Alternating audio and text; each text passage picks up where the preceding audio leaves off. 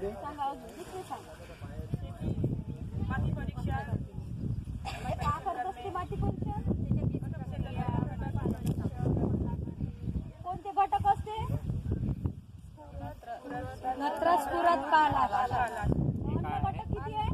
16 प्रकारचे आहे, पण महत्वाचे. बरेच हे काही तुमच्या 4 दिवसामध्ये तुम्ही बरंचसं काही शिकलं. शेती शाळा घेण्यामागचा उद्देश हाच कॉन्सेप्ट तुम्हाला क्लिअर करून घ्यायचा. आज तुम्हाला किती महिने झाले तुम्ही जॉईन होऊन या ठिकाणी तुमची शेती म्हणून? कोणाला एकच महिना, 3 ते कोणाला 2 महिने झाले, तर कोणाला 1 महिना झाला. हां, त्याच्यामध्ये आजपर्यंत तुम्ही 3 महिन्यामध्ये 2 महिन्यामध्ये जे काही आता समजा तुमच्यासोबत जे काही शेतकरी जुळलेले आहेत, तुम्ही एवढ्या शेतकऱ्यांपर्यंत तुम्ही गेला, तर अशी म्हणजे अशा प्रकारची कुठं काही शेती शाळा तुम्ही घेतली आहे का? झालेलीच नाही.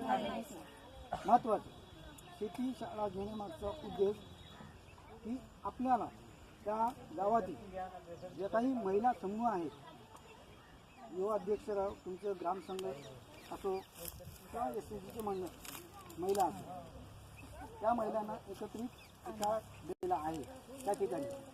आणि जे जैविक पद्धतीच्या ज्या काही प्रॅक्टिसेस तुम्ही वर्षभरामध्ये जे काही करणार आहात, तुमचं चण्याचं राहू शकते, गव्हाचं राहू शकते, सोयाबीनचं, कापूसचं, तुरीचं, असे वेगवेगळे डेमो प्लॉट राहू शकते. त्या डेमो प्लॉटवर तुम्ही ज्या पद्धतीने जैविकचं ट्रीटमेंट करणार आहात ते पूर्णपणे त्या ठिकाणी त्या शेतकऱ्यांना समजावून सांगायचं आहे. हा त्याच्यामागचा उद्देश. आणि महत्त्वाचं म्हणजे त्या डेमो फार्मरनं त्या शेतावरची माती परीक्षण करणं गरजेचं आहे. महत्त्वाचा मुद्दा तो आहे. सुरुवातीची स्टेप म्हणजे माती परीक्षण. त्याच्यानंतरची बाकी जे मशागत आहे, त्याच्यामध्ये शेणखत टाकणी आहे, गांडूळ खत, हे ज्या काही प्रक्रिया आहेत ते कशा पद्धतीने सांगायच्या. बोलनागरणी करायची 3 ते 4 वर्षांनी अगोदर करायची. फक्त ते माती परीक्षणाचे जे नमुने आल्याच्या नंतर त्या कार्डनुसार तुम्ही त्या शेतावर ट्रीटमेंट करणार. नत्र स्फुरत पालाश हे महत्त्वाचे पिकाचे अन्न घटक आहेत. जे सूक्ष्म अन्नद्रव्य आहेत ते 16 मूलद्रव्य ते जमिनीमधूनच त्यांना पिकांना मिळतात. आता समजा आता जे गांडूळ खताचे तुम्ही जे बेड पाहिलं, ते गांडूळ खत कशा पद्धतीने तयार व्हायला, ते कशी स्टेप राहते, वरून ते खाली जाते. ते गांडूळ काय करते, वरून प्रक्रिया करत खाली जाते. जर करता आपण ते जर जे गांडूळ खत आहे ते आपण आपल्या शेतामध्ये जर टाकलं तर कशी प्रक्रिया होईल, कशी होणार? जे काही त्याच्यामध्ये ज्या जमिनीमध्ये जे काही जीवाणू सूक्ष्म जीवाणू जे तयार होणारे आहेत ते जीवाणू काय करतात, सक्रिय होतात. S9 कल्चर सुद्धा जमिनीमध्ये जर टाकलं तर जीवाणू सक्रिय होतात. ते जीवाणू काय करतात, ते जमिनीमध्ये खालीवर म्हणून ती जमीन भुसभुशीत करतात. आज आपली जमीन आहे का भुसभुशीत? किती महिला निंदायला जातात या ठिकाणी? सर्व जमीन जातात. किती महिलांना अनुभव आला? किती म्हणजे तुम्ही ज्या ज्या ठिकाणी निंदायला गेलात जमीन नरम होती का? कडक होती. कशामुळे झालेली आहे ती? रासायनिक खतामुळे.